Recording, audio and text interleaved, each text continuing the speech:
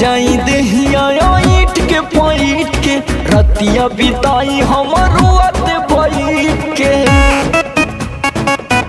ए सखी रही जाई देहिया ईट के पैट के रतिया बिताई हमर रुआत बैठ के। केकरा से कहीं भीतर के मरम दम घुटाता